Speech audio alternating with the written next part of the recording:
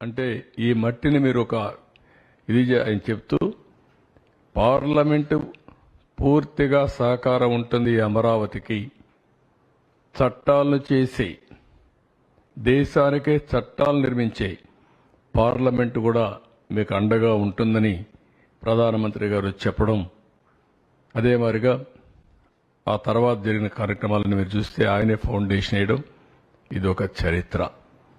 ఇలాంటి ఇప్పుడు కూడా ప్రపంచంలో గల అన్ని పవిత్ర దేవాలయాలు తీసుకొచ్చాం. ఈ మట్టి కూడా ఇప్పటికి కూడా మీరు చూస్తే అదే మాదిరిగా చేశాం. మొన్న కూడా నేను ప్రార్థన చేసి వచ్చాను అక్కడనే. ఎవరు కూడా అక్కడవన్నీ రోడ్లో ఉండే మట్టి కూడా తోడుకోబోయారు, కానీ ఈ మట్టిని తాకలేకపోయారు. అదొక గొప్ప విశిష్టత, పవిత్రత.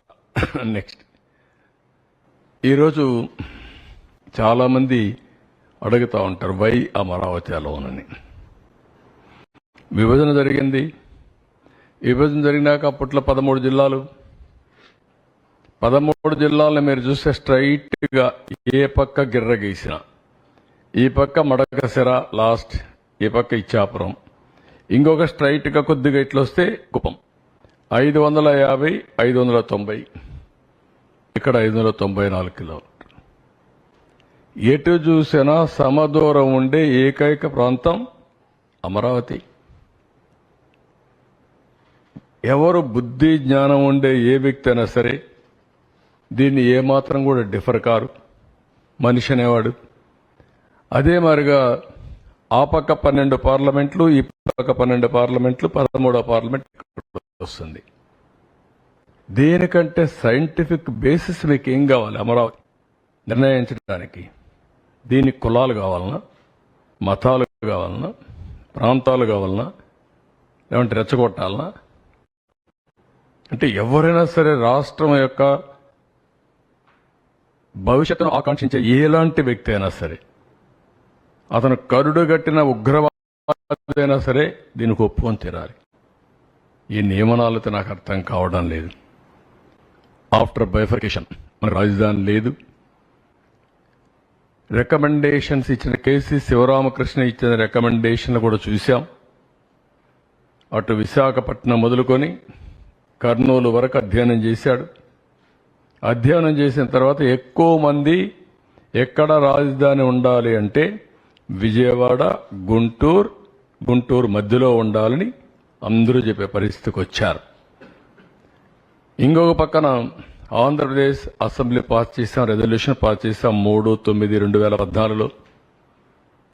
ఇక్కడ మీరు చూస్తే సెంట్రల్ అడ్వాంటేజెస్ అని చూస్తే, 1 సెంట్రల్ లొకేటెడ్, 2 ప్లాంట్ సిటీ కట్టుకోవచ్చు మోస్ట్ లివబుల్ సిటీ కింద, సెల్ఫ్ ఫైనాన్స్ ప్రాజెక్ట్ కింద.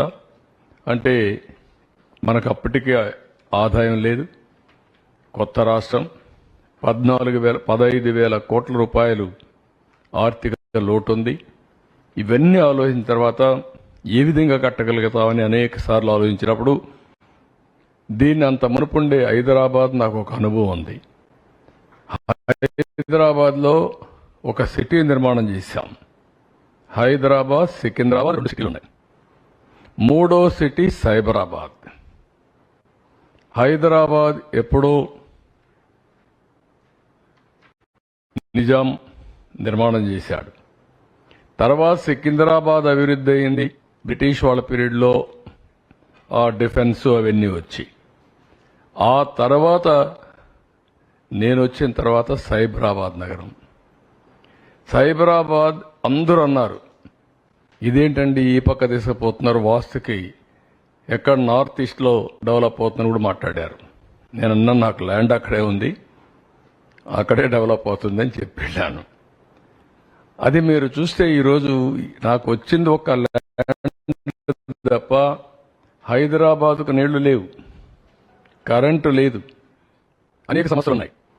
ఒక అడుగు నేను వేసాను, ఒక అడుగు కలిసి వచ్చింది, బ్రిక్ బై బ్రిక్ నిర్మాణం చేశాం.